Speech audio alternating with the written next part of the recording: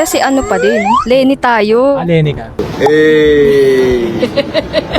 Can you give 3 qualities? Of course, first yung educational background.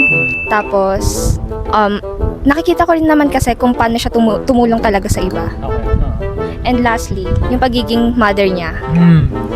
It's very mothering. Yeah. It's giving. It's giving mother vibes. Mother vibes.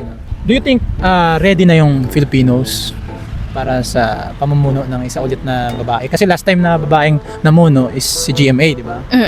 And you know what happened? Ano bang say mo doon? Do you think this time it will be a different kind of empower movement by the... If si Lenny yun, Yeah. I think so. Kasi, since naman nung nag-election, di ba? Most of us naman is gusto talaga si Lenny. Kaso Most- nga, yeah. Kaso hindi nga pinalad. Yeah. And I know, if ever na tatakbo siya ulit, hopefully, gumising na. na yung kabataan dyan. Ah, Alam nyo na. Kasi yung iba hindi pa nakaboto, baka nauturin, nabayaran na ata. Nabayaran. Nabayaran, hindi, charot lang. So, tingin mo yun. Okay, anyways, opinion mo naman yan.